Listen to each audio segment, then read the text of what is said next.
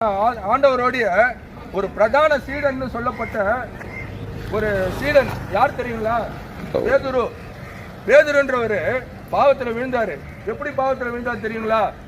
உங்களுக்கு தெரிஞ்சிருக்கும் நினைக்கிறேன், இருந்தாலும் நான் சொல்றேன். 12 சீடங்கள்ல ஒரு முக்கியமான ஒரு சீடன், ஆண்டவர் கூடவே இருக்கக்கூடிய ஒரு சீடன் பேதுரு.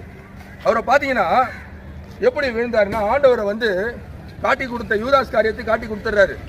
அவரை சிலுவையில் அறையறதுக்காக ஆண்டவருக்கு தீர்ப்பு கொடுக்கறதுக்காக அவரை இழுத்துட்டு போயிட்டு இருக்காங்க. அந்த நேரத்தில் பேதுருவோ மற்ற சீடர்களோ ஆண்டவரோட இல்லை, எல்லாரும் விலைக்கு போயிடுறாங்க. போன பிறகு ஒரு இடத்துல அனல் காயத்துக்காக நிற்கிறாங்க. அந்த ஒரு அம்மா சொல்றாங்க, அப்பா நீ ஆண்டவரோடு இருக்கக்கூடிய ஒரு சீடன் தானே நீ அப்படின்னு கேட்கறாங்க. இல்லை இல்லைன்னு சொல்லி இல்லைன்னு 2-3 தடவை அந்த மாதிரி மறுதளிக்கிறார். இல்லை இல்லைன்னு சொல்லி ஒரு இடத்துல மறுதளிக்கிறார். ஆண்டவர் பார்க்கும்போது திரும்பி பார்க்கிறாரு.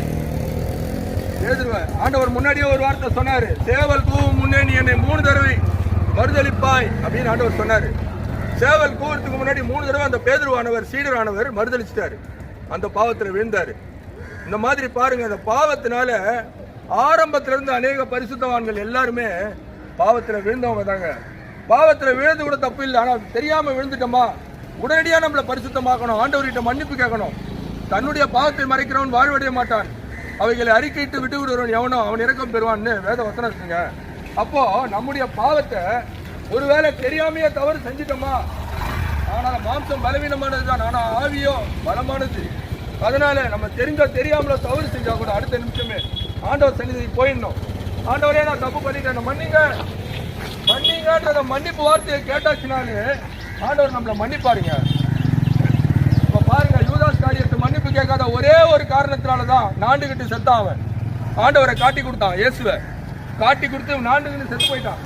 ஆனா பேதுரு 3 தடவை என்ன மறுதளிப்ப, சேவல் கூவறதுக்கு முன்னாடி என்னை 3 தடவை மறுதளிப்பாயின்னு சொன்னார் ஆண்டவர். அதே மாதிரி 3 தடவை மறுதளிச்சான். ஆனா உடனே என்ன பண்ண, ஆண்டவரே மனம் கசந்து ஆண்டவர் இடத்துல அழுதும், ஆண்டவரே நான் மன்னிங்க, ஆண்டவரே நான் செய்தது தவறு, நான் பாவத்தில் விழுந்துட்டேன், நான் மன்னிச்சிருங்க ஆண்டவரேன்னு சொல்லி கசந்து மனம் கசந்து அழுதான். அதனால பேதுரு காப்பாற்றப்பட்டான். யூதாஸ் காரியத்தை கேட்காததுனால, தன்னுடைய பாவத்தை மறைத்ததுனால அவன் வாழ்வடையாம போயிட்டான். இதுதாங்க, தெரிஞ்சா தெரியாமலோ ஏதோ ஒரு பாவம் செஞ்சுட்டோமா, ஆனால் தெரிஞ்சு செய்யறது தவறு. தெரியாம ஒரு பாவம் செஞ்சாலும் ஆண்டவர்கிட்ட நம்ம ஆண்டவர் சன்னிதியில போய் கேட்டு மன்றாடி மன்னிப்பு கேட்டு அழுதுட்டோம்னா அதுக்கு உண்டான ஆண்டவர் நன்மை செய்வாருங்க. இது மட்டும் இல்லைங்க, பவுல் என்றவர், சவுல் என்கிற பவுல், அவர் ஒரு தூதர். அந்த பவுலானவர் என்ன பண்ணியிருக்காருன்னா, அநேக சீடர்களை எல்லாம் காட்டி கொடுத்து அவங்க எல்லாம் துன்பப்படுத்தக்கூடியதான் அவருடைய வேலை. அந்த பவுல் எப்படி பாவம் பண்ணார் பாருங்க. சவுல் என்ற ஒரு பவுல், சவுல் என்றவர் பேதுருவை தேடி போய் கொண்டார். அவர் என்ன விஷயம்னா, ஒரு இடத்துலையும் இயேசுனுடைய சீடர்கள் எல்லாம் காட்டி கொடுக்கணும்னு சொல்லி போய் பார்க்கிறாரு. பார்க்கும்போது தேவான் அப்படின்ற ஒரு பரிசுத்தர் அந்த இடத்துல என்ன பண்றாருன்னா, அவருடைய பணத்தை வச்சு அநேக பேருக்காக இலவசமா உணவுகளை கொடுக்குறாரு, உடைகளை கொடுக்குறாரு. அவருக்கு சொந்தமான பணத்தை எல்லாம் எடுத்து வித்து எல்லோருக்கும் நன்மை செய்யணும்னு சொல்லி ஆண்டவர் சொன்ன வார்த்தைக்காக எல்லா நன்மைகளும் செய்து கொண்டிருக்கிறார். அந்த நேரத்தில் பார்த்தீங்கன்னா சவுல் என்ன பண்றாருன்னா, நேரா அவரை அரெஸ்ட் பண்ணி அவரை வலிச்சுட்டு போயிட்டு அந்த இடத்துல அவரை கட்டி போட்டு அவருடைய துணிகள் எல்லாம் கட்டி போட்டு தூரத்துல கல்லால அடிச்சு அந்த சேவானை சாவிச்சிடுறாங்க. முழுக்க கருங்கல்லால அவர் அடிச்சு ரத்தம் வழிய அவர் இறந்து போயிடுறாரு. அப்போ அவருடைய சாவுக்கு காரணமா இருந்தவர் அந்த சவுல். அப்போ அவர் பாவம் பண்ணிருக்காரு.